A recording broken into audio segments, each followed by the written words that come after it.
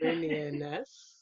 We're a dancer, poet, performance art duo based in Rosendale, New York. We create work about our lives as a Black lesbian couple, an out Black lesbian couple, and things that we experience on a daily basis, the good, the bad, the intense, just what it's like in a day in our life, Yeah, honestly.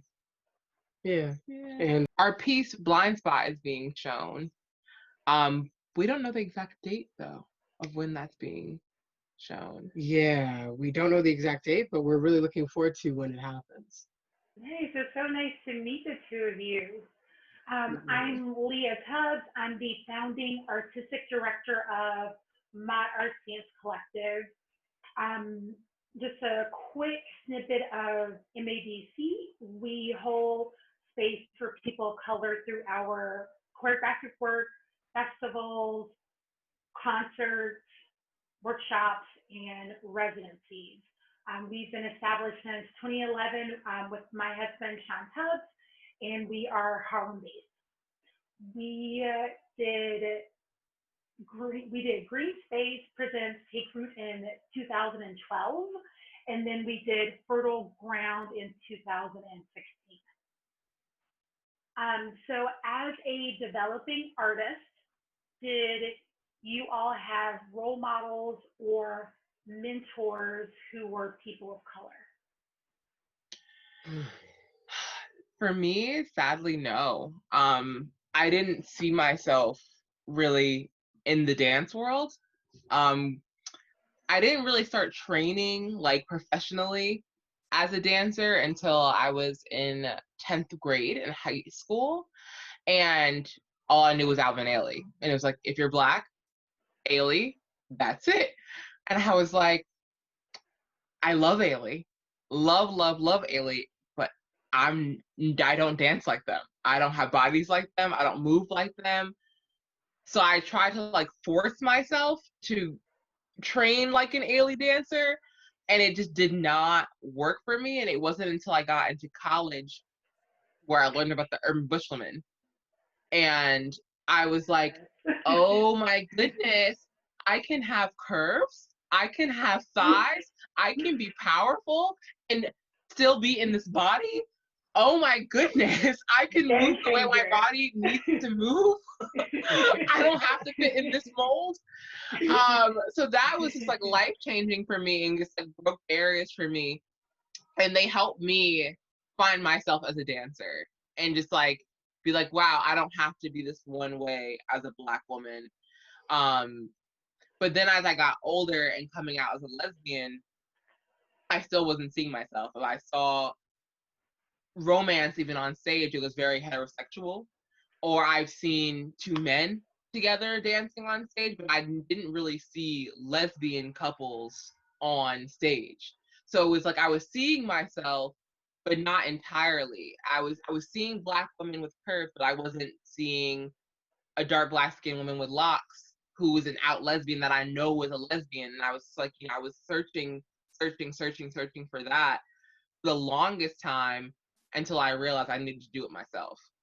So that was my way of becoming my own inspiration in a sense, where it was just like as a dancer, I needed to actually look up to myself, if that makes any sense. If you wanna. Yeah, I mean, for me, being the poet half, I didn't have any like tangible role models. I first started getting into like poetry through rap. So I would like listen to, well, I wasn't allowed to listen to like secular music, but I would listen to like Christian rap artists and particularly like kids and like women. Like they made me want to rap.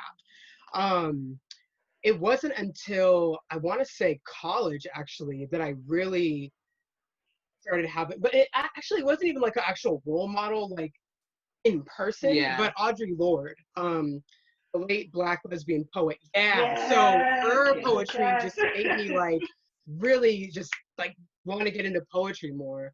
And then before going on stage, I don't know if I told you this, but like when we would perform together at the Hmm. very beginning, I used to like get really nervous, Yeah. obviously, but I would draw inspiration from like Malcolm X and Mhm. Martin Luther King. You And like did I tell would, me this. yeah. Yeah. And so I would Yeah. like think about like them and like So my role models have been largely like in my head and like and not in person. The biggest, I will say, in-person role model has actually been you, and seeing you dance on stage. Like your movement makes me want to perform in a way that's just even more expressive. So yeah. I didn't know some of your role models. Yeah. Oh my gosh! Hashtag Black No one ever like love. asked like this. Like, yeah. And we've been together for over 7 years. I had no idea. Yeah. Oh. Happy birthday. It's not my birthday. I'm a Pisces. Like.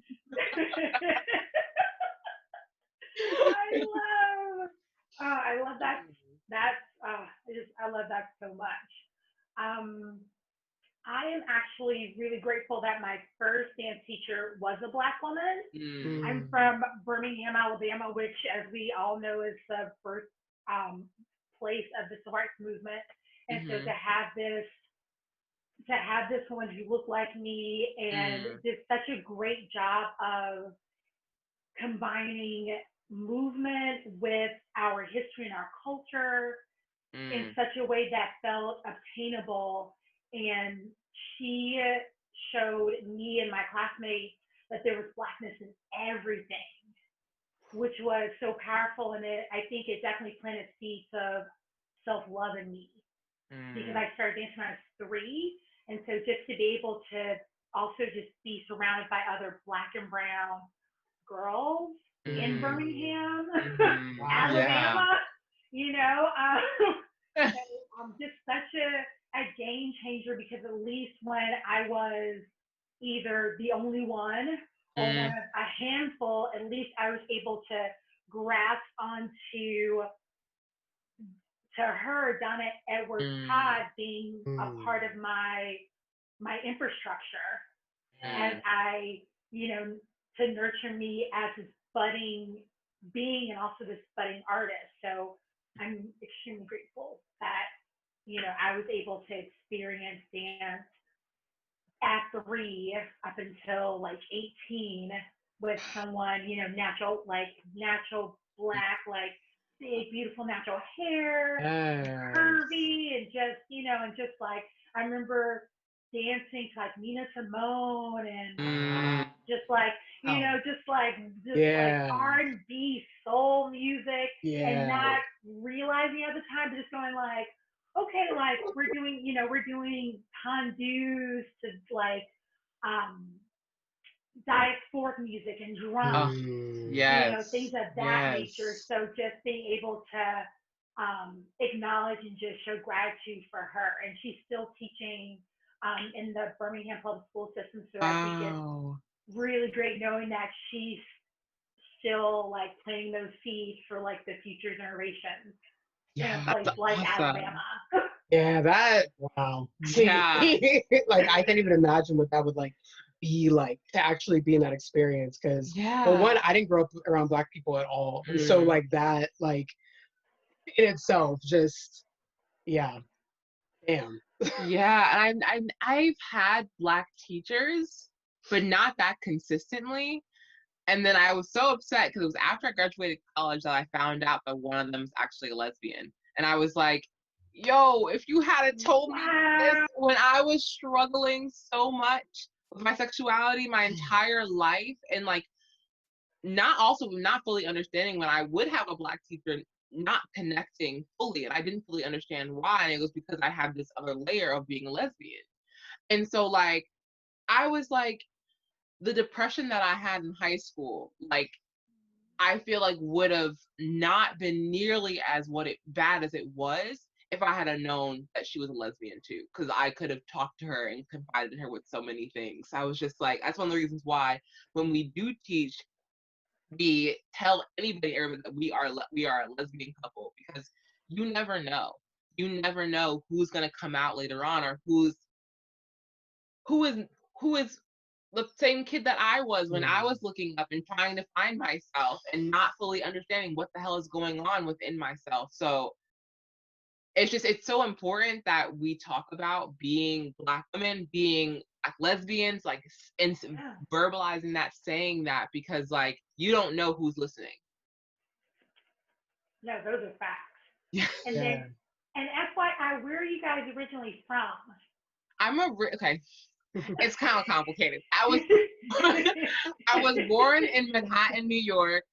Okay. But then I was raised in northern Jersey, but all my family is in New York. I'm like one of those weird Jersey kids who's like actually a New Yorker. So it's like a really like New Jersey, New York ish. Like a tri-state. Okay. Yeah, tri-state area. Yeah. And I'm from California, Orange County. I moved to Washington State also when I was a kid, also upstate New York, back to California. Then we met in Philly, so kind of like all around. Now we live in upstate New York. Now we live in upstate New York, yeah. So bi-coastal. Yeah. Yeah. Nice. Oh my gosh. Like that's just wow. You both of you are so correct. We don't realize when we show up in a space as our authentic, honest selves, we don't even realize the impact that can have towards the people who are sharing space with us because of our what we've experienced as artists and as we continue to grow and thrive as beings and artists, how we can shift the direction that not only the art field, the dance field, the world is going in just by just showing up as just you all being you. Like that's just just mind blowing in itself, Yeah. And there's so much pressure to not be your authentic self. Yes. Like even just showing up as your authentic self is so difficult sometimes. Like I know like personally I've been having a lot of issues kind of unpacking my masculinity and what that means. And unlearning a lot of like the toxic behavior that I learned growing up through watching people around me, watching my father, and even though it wasn't like, physically harmful, it was still like, oh, emotionally, like that's not healthy. So yeah, even showing up as yourself is just like, how do you do that? And like every single day learning how to do that. And I think our art is helping me personally to do that. Yeah, I don't know if you want to say anything. No, I second all of that. It's just I know that if we created art differently and I feel like if we weren't so unapologetically ourselves, I feel like we would get way more funding, way more opportunities. We've been even told by like queer organizations that basically we're not sparkly enough. Like our work is like we're not right for pride events because we talk about like our work is about the lives of Black lesbians and like not just like glitter and like sun, which is also we also need that. We also need joyful art. We also need art that's going to make you feel and make you think and make you, because there's a lot of racism in the LGBTQ plus community that they don't want to talk about, and it needs to be talked about. It can't just all be rainbows. Like it can't. It should not be. Because there's no separation for us. We're not just lesbians one day or just Black the other day. Like we're Black lesbians 24/7. It should be the Philly Pride rainbow. Black and white stripe. Yeah. Agreed. I think because for myself and the work that I create, I feel that it doesn't fit maybe a movement research situation or maybe like a give me dance type of situation. And then sometimes it doesn't necessarily fit other subdivisions that is categorized as Black dance. So, trying to find even organizations that were built to provide space for us, I feel we are still at the precipice of really showing the true spectrum of what all that is Black dance and not just, the founders of certain organizations, but just to really show the true spectrum, that it's not just in a quote unquote box, like Yeah. like when you guys were referring to, the queer community, but what does it mean to show up as like your whole self, and then also to be fully accepted and embraced as Mm. well. Like that's the other part. Like how can we be our full selves and also be fully embraced and not be shunned or belittled? Yeah. Right. And that's, I think, partly what I know for me makes me not want to be my full self and authentic self sometimes, is because I know if I show up that way, I'm not going to be embraced. So it's almost easier to just fit into that box and move in that box. Because then, like you were saying too, you get the funding, Yeah. you get the opportunities, you get your foot in the door, and then Yeah. maybe someday, hopefully down the line, you can actually be yourself and change things. But that doesn't always happen. That sometimes you lose yourself in that process. And I feel like for me, I don't know how to show up any other way because I've been doing it for so long. And I mean, like, I went through hell for it. Like, I got bullied in high school, like, almost got, like, flown out of a window. Like, it's just, yeah, like, I was tripped down the stairs by a guy who was bullying me, and I almost fell out of the window. And then the guidance counselor was like, oh, she didn't fall out of the window, so we can't do anything about it. I know I shouldn't laugh, but it was just like, yeah, like, I ate lunch in the stairwell by myself. Like, I went through all of that. So, like, going through, I'm like, there's no way I went through that hell, like, that I'm not going to be doing this now. Like, no. Like, I have no other way of being because I suffered so much throughout my entire life. And like, that part of my life is only a snippet of it, So, and I know it's not easy. Like, it's not easy. And it's like, sometimes, yeah, it is tempting to like drink the Kool-Aid and kind of be like, you know what? Like, that grant over there is looking real nice. They're looking real good. that grant is looking real nice. How many zeros? Yeah. Maybe this one time. Maybe this one time. Yes.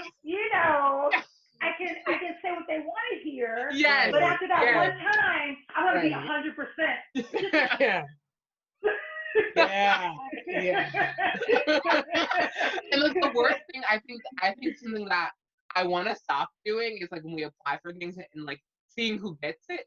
That always just like makes me like boils me up. Because I'm like, I see who gets the grant, and I'm like, so basically what we knew, like we wasted all these days and hours like filling out these applications and like being vulnerable and being ourselves and like doing all this work, and we could have probably made our lives a lot easier.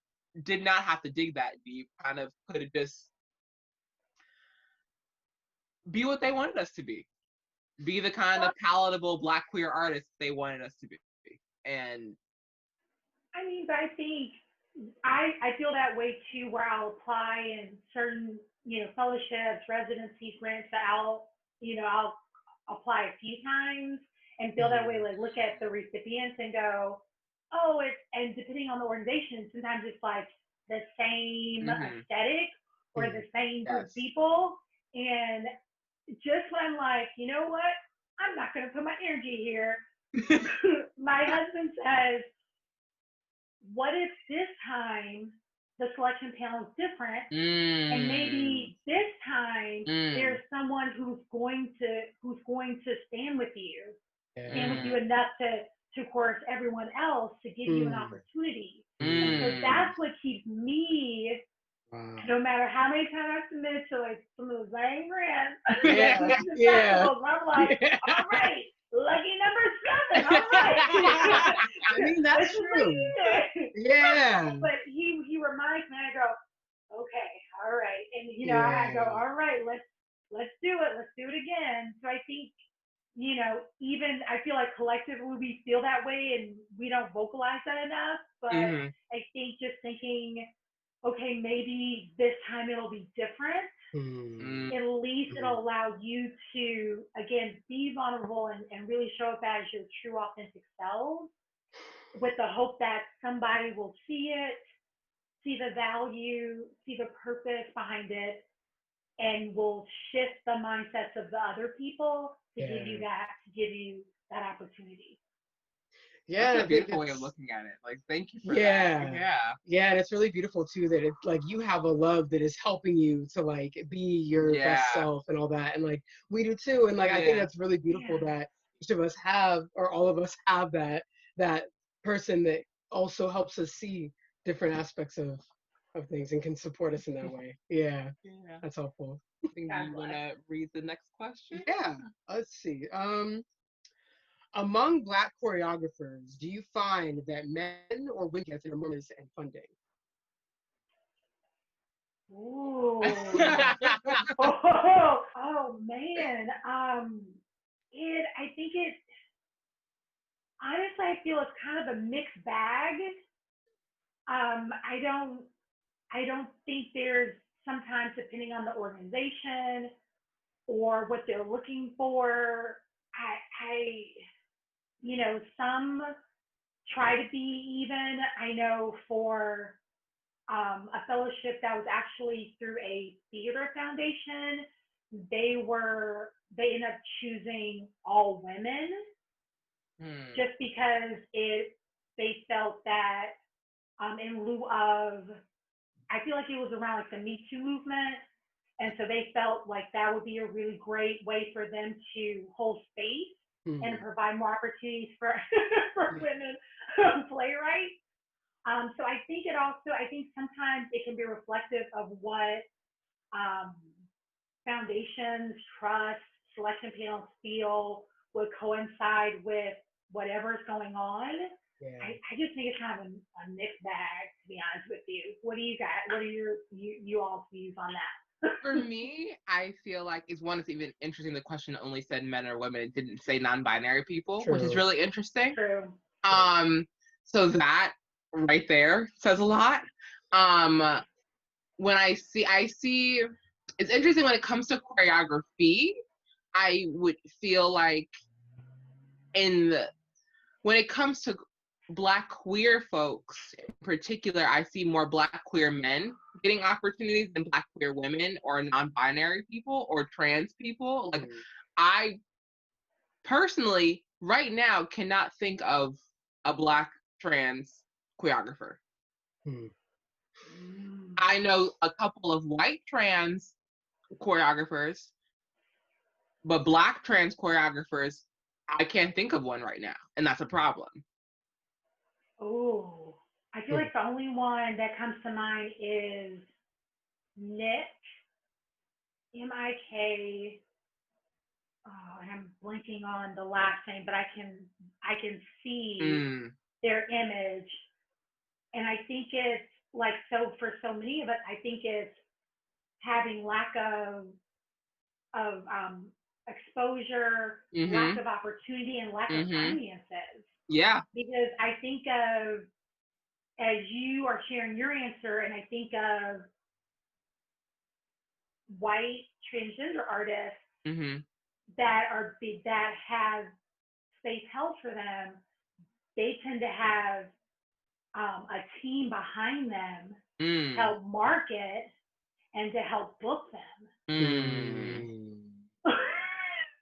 That collective, Yeah. like Yeah. real talk. And so I Yeah. think, unfortunately, for so many of us, it's just trying to have the opportunity to be seen Mm-hmm. and then being able to have the exposure to then have the funding, whether it's, corporate sponsorship, individual donations, Yeah. and then being able to be seen or to have enough experience, because that's subjective depending on whatever you're applying Mm-hmm. to then for the foundation to feel that you are worthy of receiving whatever monies or opportunities that they're granting you. Yeah. Which is why I feel really passionate about more of us creating spaces Mhm. to be held for us. Exactly. Um, because having these conversations amongst, other colleagues in the field and just making a decision. Am I going to continue to complain about it, or Mhm. what can I do to shift? And Mm. so with MADC, we actually have two festivals. We have Move to Change, which is every November, and it's using movement as a form of arts activism and social justice through the lens of people of color, and that's to provide any choreographer of color an opportunity for give her their voice to be heard. And we also have Collective Thread, and that gives women and women identifying choreographers of color a platform to be seen. Yeah. Because again, there aren't enough opportunities not only for us to be seen, but also where we're at the helm of these festivals to be seen, Yes. as opposed to white people providing these spaces for us to actually provide those spaces for us, Yeah. and to build more sustainable communities. Right. Exactly. Absolutely. Absolutely. Because, yeah, there have been too many times where we've been the only ones. We've been the only Yes. Black artists. We've been the only queer artists. Like, we've been the only Black queer artists. We've even been told we've been put in for shows for Shock Factor. Yeah. Wow. Look, that doesn't, like, no. Or we needed a message, and we knew y'all would do it, so here it is. Like, okay. Yeah. Yeah. So, yeah. You gonna pay us extra for that? I mean, extra for that labor because we're freaking doing it. Yeah.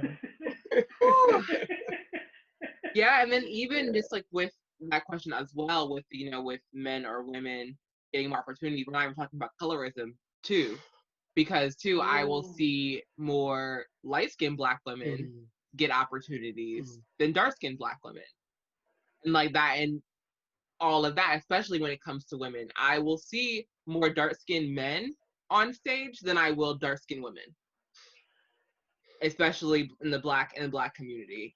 And like they'll think that putting in like one Black man is good enough in a sea of whiteness, or white, or possibly Asian too. And they're like, oh, well, we have the one Black guy, like, so we're good, we're done.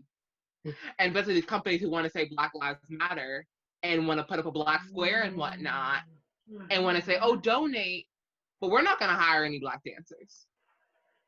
Our company's still going to stay white, but companies that I love overseas and in America, that I've seen their work and I'm like, this work is beautiful, but don't tell me that my Black Lives Matter, my Black Lives Matter. Obviously it doesn't to you if you're not even going to hire any Black dancers.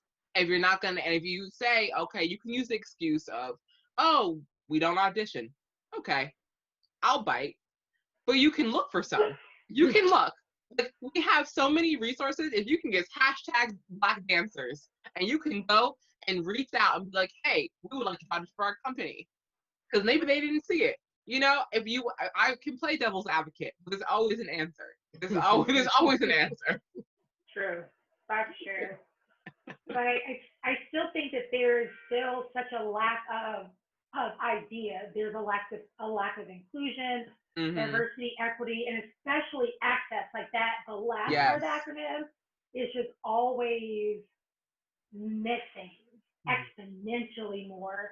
And it shouldn't be like you all are saying. It shouldn't just be, oh, we have this one darker in the spectrum Black man, and usually cis-identifying Black man, and then a woman who's on the lighter in the spectrum, whose curl pattern is definitely more of like a 3A, 3B type of situation, where you can almost like look sideways and go like, is like racially ambiguous, like, is she like maybe, and people are kind of like looking sideways and kind of like maybe, it's like, and they want to go like, we're diverse, and then they apply and they get all the monies, and it's like, but you're not, like, 1 to 2 people does not constitute you being diverse, or them doing ensemble work and you not actually utilizing what they can do in their Black and brown bodies, and basically allow them to be like fully unapologetically seen and not Mm-hmm. just like, whatever you want them to do, but to let them really be seen. I feel that has been a conversation like forever, Yeah. Yeah. and Yeah. strides are being made, but there's still so much work that needs to be done. Absolutely. Using the example of Missy Copeland, Mm-hmm. beautiful, stunning, but then we think about Michael the Prince, Mm-hmm. who doesn't get nearly as much love Yes. from Yes. Sierra Leone, national ballet of Danish national ballet, Mm-hmm. stunning. When you look at her, there is no confusion. You know. Like you're Hello. not like there's no like like Mm-hmm. beautiful ebony skin, Yes. like really like tight, like 4C, like Mm-hmm. natural fro, like beautiful. But Yes. again, I feel like there's still this fight between truly embracing all of blackness, Mm-hmm. all of brownness, as opposed to what oppression and what white supremacy and what systemic racism has told us, our ancestors and our elders, for over 400 years. Like we're still battling with that. Yeah. Yes. Yeah. I mean, case in point, I didn't Yeah. even know who you were talking about. Like, I had never even heard of that Really? music. Yeah. She And was also in Limit. I know if I show you a picture, you know what I'm talking about. I follow her on okay. Instagram. I think I've showed you pictures over the years. Yeah, but like just the fact that Missy Copeland off exactly the offhand, fact you that don't I know don't know her. her name as Yeah. just being like, yeah, like that's a Yeah. problem. Yeah. I should know that. Yeah. Yeah. I mean, also, she was at DTH for a minute before she went international, too. That's also a thing. And I was Okay. obsessed. And so, like, I follow her. Low-key. I mean, rightfully so, it seems. Yeah. But again, it's that thing where why aren't we fully embracing all of us as opposing to kind of picking and choosing who gets to be at the table and Yeah. who gets to kind of sit back and observe, Yeah. as opposing to making room at the table for all of us, because we all deserve to be there. Exactly. Definitely. I mean, I'm definitely all for all the time centering dark skin like that. Because yes, I definitely agree that like room for all of us. I do think though, when it comes to like the centering, we can move away from the light skin a little bit because we've kind of been there for a while. So we can also put at the head of the table, let's put some darker skinned sisters up there, some darker skinned non-binary people up there. They're the ones that could be calling the shots since they haven't been able to for so long. Yeah. I like the question of who do you make art for? Ooh. Do you guys want to go first? Yeah, I can do that. So at first, when we first started creating work together, 4 years? 4 years ago. 4 years ago? Officially. Officially. Yeah. It was to this breaking point, honestly, of just not seeing ourselves. Like we were just going to shows and watching TV, and then it was just like I wasn't seeing myself as a dark-skinned Black woman with locks who's an out lesbian dancing and like all of her power on stage and speaking and all of this.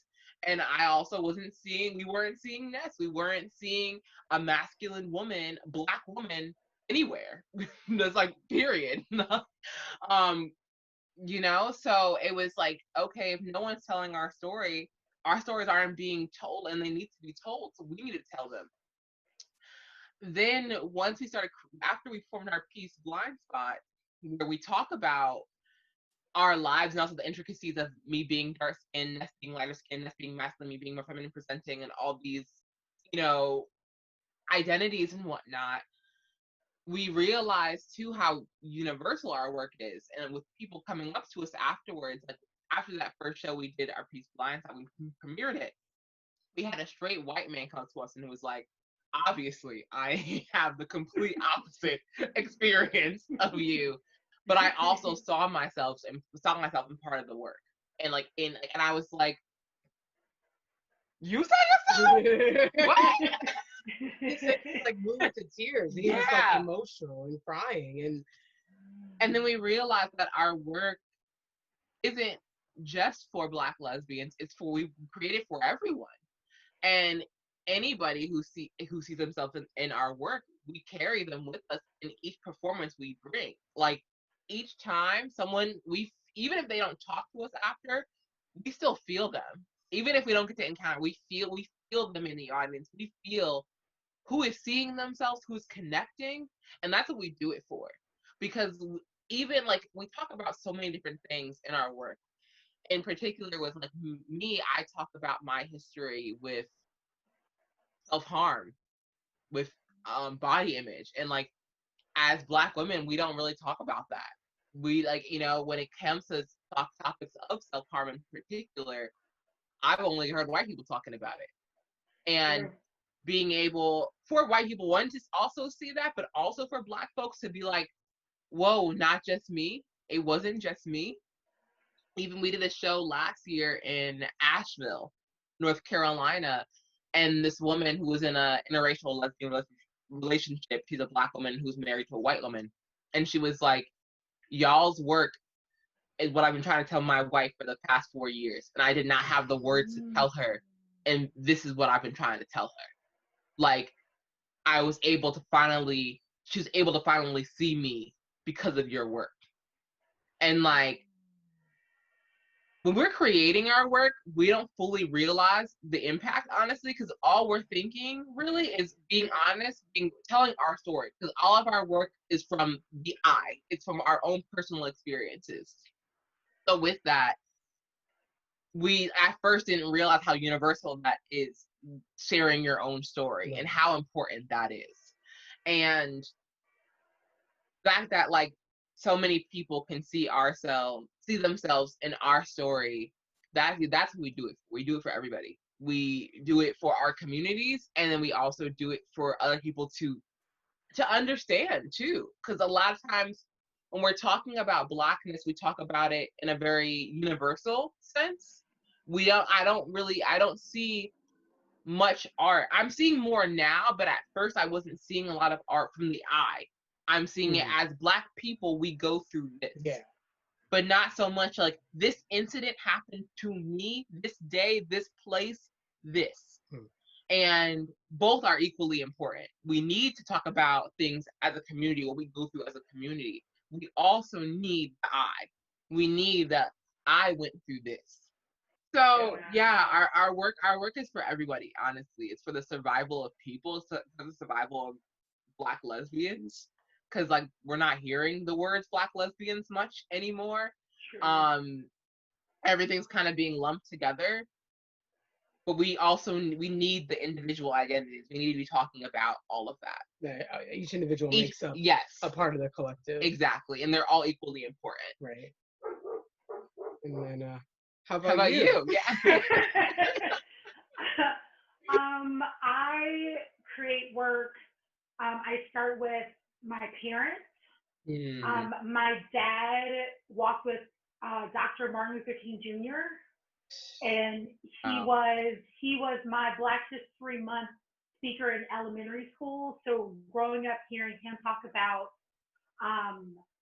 what it meant when they went to 16th Street Baptist Church and they would leave everything in the basement before they would go out and march, and how my dad, being the militant Black man that he was, he would always keep a pocket knife. Yeah. And so when the police department would bring out the hose, he would cut into it to take away the pressure. Wow. So that way, so people could disperse. Wow. So knowing that is a part of my lineage, and that my mom was classmates with Denise McNair, who was one of the 4 little girls who was killed in the bombing of 60th Street Baptist Church. Yeah. I create work that reflects them, that reflects our ancestors whose shoulders that we stand on, and also to create a bridge towards the next generation. You know, for us to break through between the work that you all are doing so that way more queer Black people can see themselves so they know that there is space being held for them and they will be unafraid to share their authentic story. You know, that's why I create work, to be able to celebrate our ancestors, our elders, and to be a bridge for the generations that come after us. I think of it as legacy that can live on, be once we all transition to the spiritual realm. That's what I do art for. All right. So why don't you guys introduce your work sample? Yes, so we are showing our piece Blind Spot. It was the first piece we created together as an official company. And it's the honestly, I kind of want to say it's the birthpiece of Nia and Ness. It's our baby. It's the piece that honestly has changed our lives. It's brought us all over the country. And it's a very personal piece about our life as a Black lesbian couple and things we go through. And all of our other work actually comes out of that piece. So from that piece, we knew we had a lot more to say. Yeah. So that it was definitely the seed. Yeah.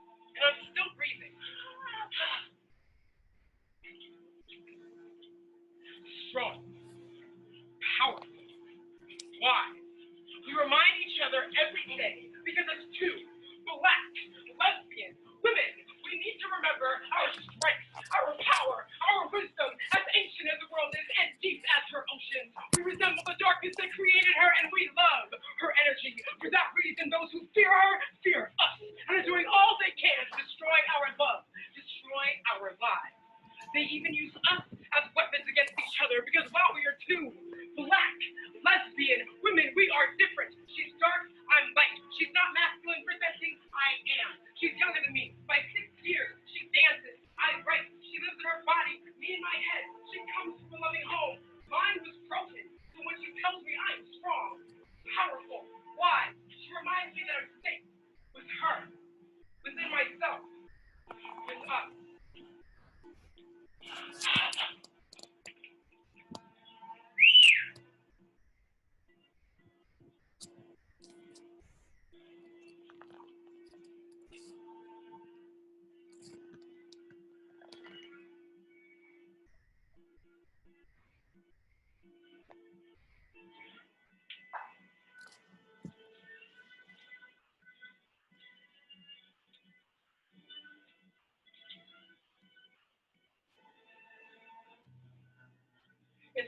remember, I'm strong, powerful, wise.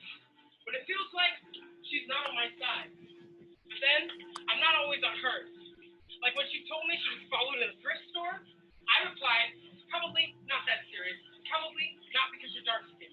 But then it happened again, and again, and again, and again. And I can no longer ignore the fact that I'm on the brighter side of our shared oppression. There are times when we take pictures at night, and for whatever reason, the flash is not an option.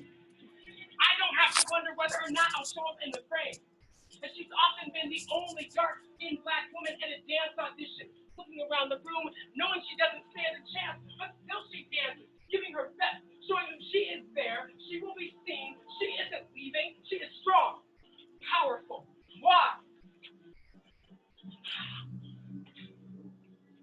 But sometimes I still question our strength, our power, our wisdom.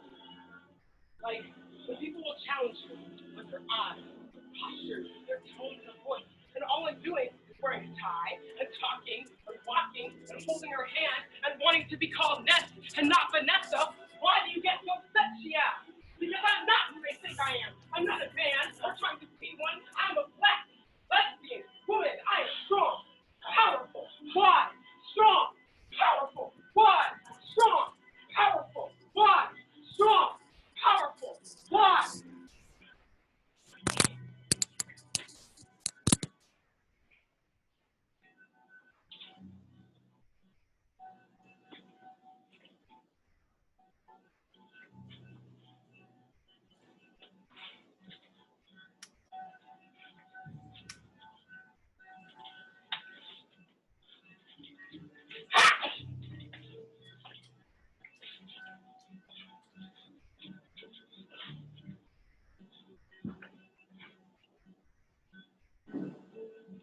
Strong, powerful, wise. We walk down the street, holding hands, holding your gaze.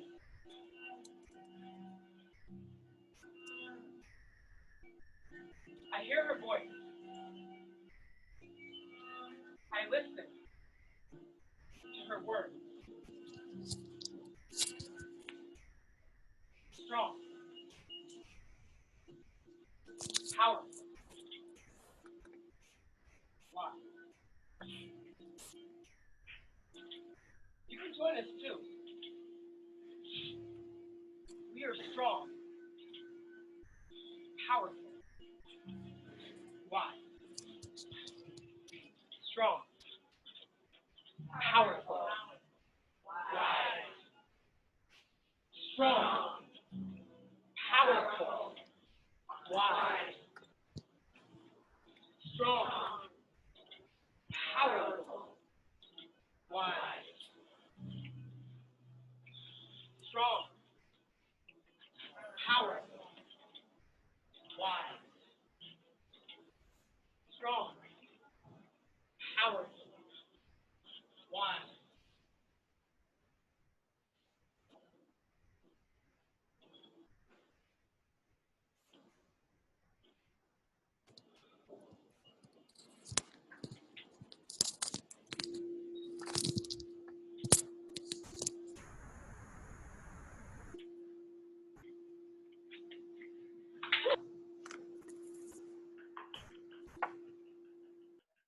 Oh my God.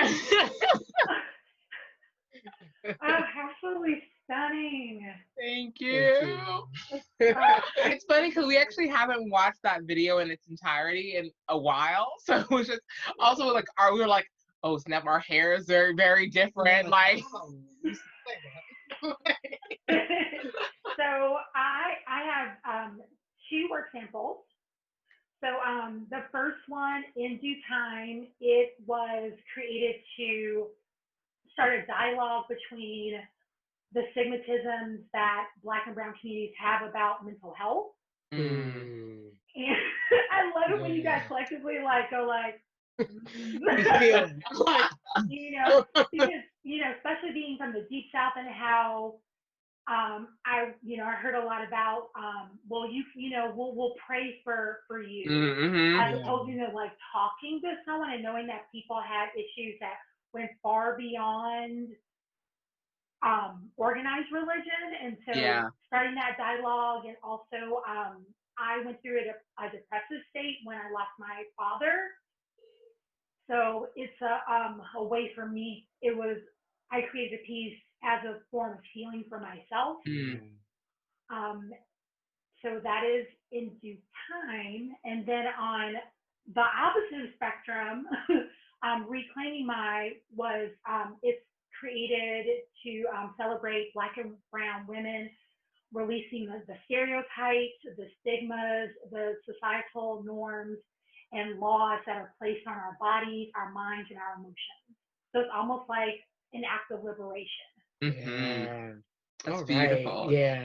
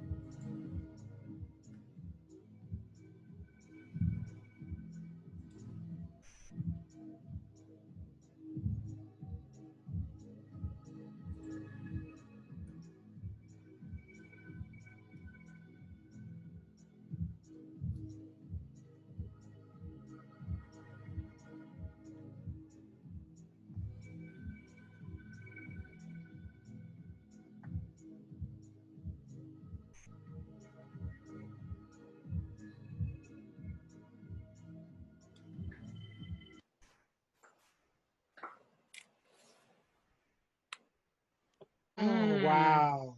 Oh my God. Like, okay. So much there. One just amazing.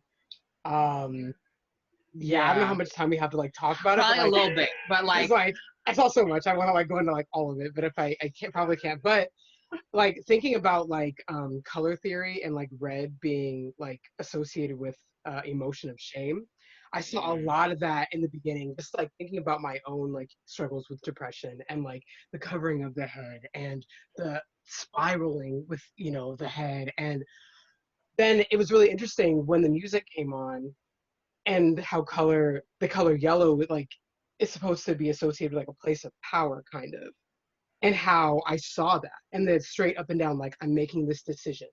Like it was nice. Again, but just really, really quickly, I just wanted to say that like, I love work that you don't have to, you can just feel. If you didn't read the explanation, if you didn't tell us what it was about, that you would still know. yeah, And I feel like that is missing a lot of times in art nowadays. You have to like read the bio before you can actually know, and you could just feel your work. yeah, yeah. Well So, done.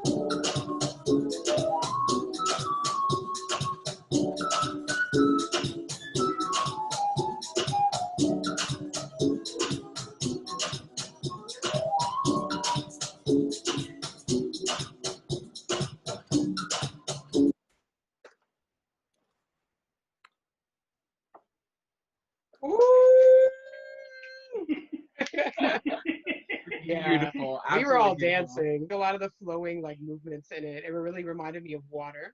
And then also with like the Mm. aqua kind of color in the background. That was nice.